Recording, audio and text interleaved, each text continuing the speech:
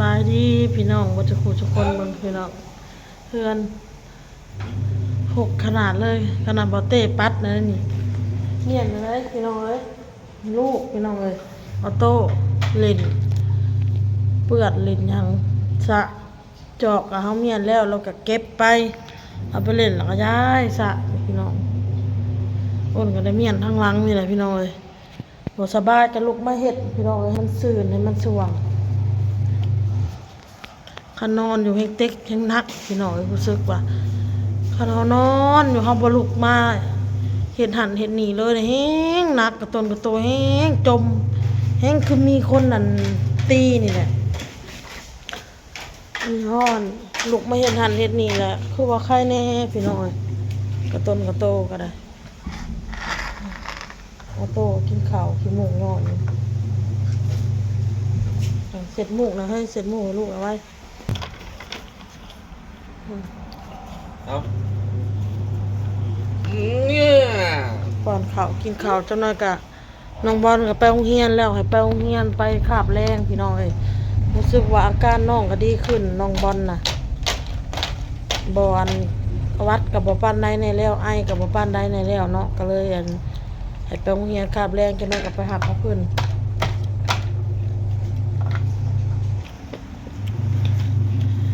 ทำความสะอาด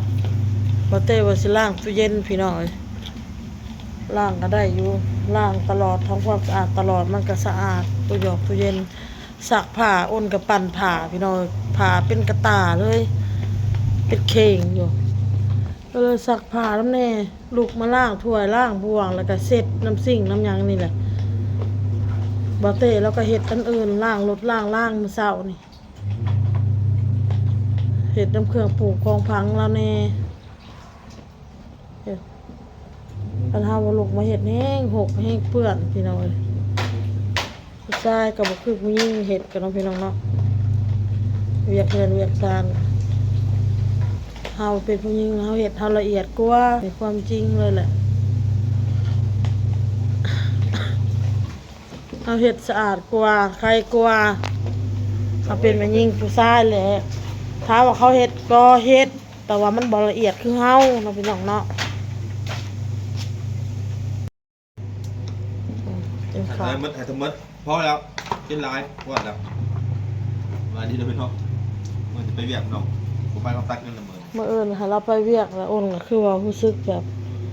ใครแน่แล้วพี่น้องเอ้ยเพราะว่าเฮาลุกมาเฮ็ดหันเฮ็ดนี่เฮาบ่นอนหั้นนะเฮากินยาแล้วไปนอนน้ำมันยาคุมนั่นน่ะเซอบ่ได้พื้นง่ายพี่น้องเอ้ยเจ็บต้นเจ็บโตก็ปวดอยู่หั่นหนาวดิมันมื้อนี้ลมหนาวอ้นก็ลุกมานี่แหละเมียนสิ่งนี่แหละปัดกวาดนี่แหละล้างถ้วยล้างบ่วงถ้วยบ่วงก็จนว่ากองๆอยู่เนาะพี่น้องเนาะเสื้อผ้าก็กองๆโอ้เก็บเอามาปั่นซักไล่แล้วตอนนั้นก็ออกมาตากตอนนั้นก็ฮอดโมงพับอ่อนทะบอนพับเอาทะบอนอีกพี่น้องบรรยากาศก็ลมพัดพี่น้องลมหนาวลมหนาวกลางคืนมาก็บ่ได้เปิดพัดลมบ่ได้เปิดแอร์หยังพี่น้องนอนเปิดพัดลมดูอากาศแล้วก็นอนเมื่อคืนนี่ก็ได้เอาให้บอเต้ตำข้าวปุ้นเด้อพี่น้องเด้อมันสิตำข้าวปุ้นสู่กินมี FC เพิ่นก็คอมเมนต์น้องพี่น้องเนาะอ้นกับพยายามจะเข้าไปตอบเข้าไปเบิ่งคอมเมนต์อยู่พี่น้องเอ้ยมันก็บ่ทันได้เข้าไปเบิ่งอีหยังเนาะพี่น้องเป็นไข่เป็นยังบ่ต้องมาเบิ่งผมเล่นแบบเฮาบ่สบายแล้วก็เฮาบางทีเฮาก็คิดว่าบางทีก็มีคอมเมนต์ที่มันลบๆมานะเฮาก็บ่อยากเข้าไปเห็นแน่เนาะแล้วก็กลับหนึงมาเฮาก็อยากให้สุขภาพร่างกายเฮามันดีขึ้นกว่านี้แล้วเฮาจะสิเข้าไปตอบไปอิหยังเนาะพี่น้องเนาะแต่ขอบใจ FC มาทุกคนแหละพี่น้องน้องที่การที่อ้นเขียนหัวข้อคือกันเนาะอยากเขียนว่าบ่าวเต้ก็เขียนว่าบอกจังซี่นะใส่คำว่าบอกบางทีนี่เฮาใส่ Google เว้าเนาะพี่น้องแล้วก็เอาลงเลยนะ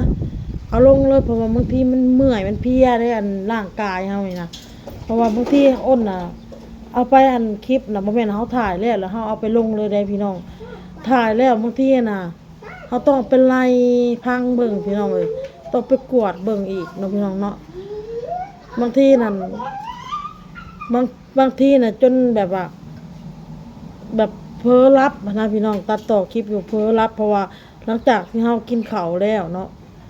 เฮาไปกินยาบัดนี้กินยาไปตัดต่อคลิปมันยามันก็กุมยังพี่น้องเลยแบบมันเป็นลึบ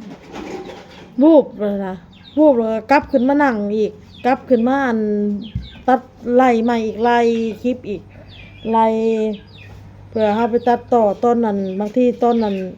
ลูกเต้าเฮามันงอแงมันไห้เสียงหยังเนาะ เพื่อจะได้เป็นยูทูบเบอร์คนนี้ครับ ไปตัดต่อลงบางทีก็สิได้ยินเสียงไห้เนี่ยบางทีมันก็มันกลายซะนะกลายตอนที่เฮาจะตัดออกบ่สิก็ขอโทษขออภัยใน FC พี่น้องเอ้ยโอนกะแบบว่ามันเฮาบ่สบายเฮาเป็นไข้นะพี่น้องเอ้ยเฮามันเมื่อยนี่กระต้นกระโตนี่มันเมื่อยมันเจ็บคือมีคนตีคือมีคนทุบนี่นะคือมีคนตีคนทุบมันเมื่อยเนาะพี่น้องเนาะในความรู้สึกมันมีแต่แบบนักกระต้นกระโตแล้วมันมีแต่อยากให้เฮาน่ะนอนมันมีแต่อยากให้เฮาน่ะนอนมีแต่บ่อยากอัน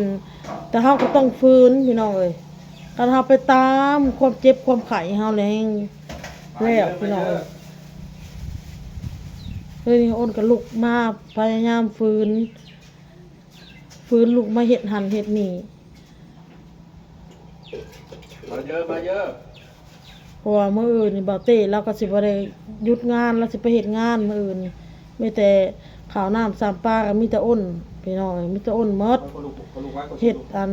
สุลูกสุเต้ากินเนาะพี่น้องเนาะ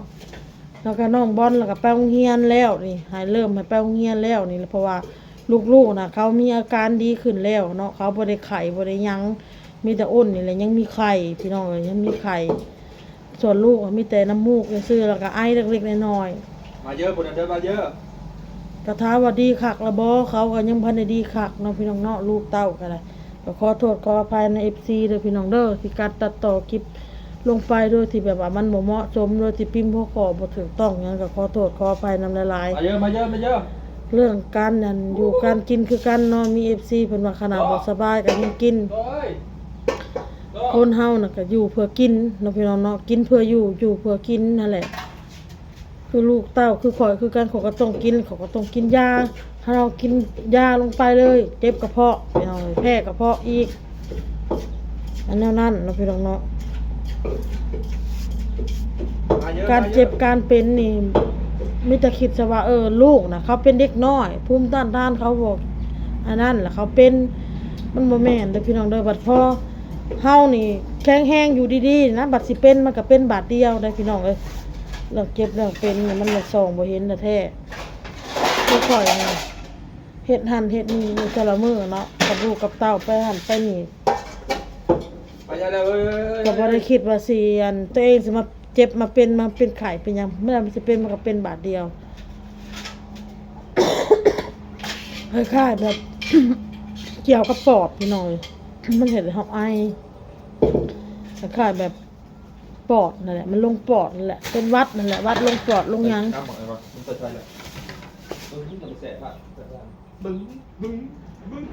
บางทีก็เขียนหัวข้อก็บ่ถูกโอนไว้พี่น้อย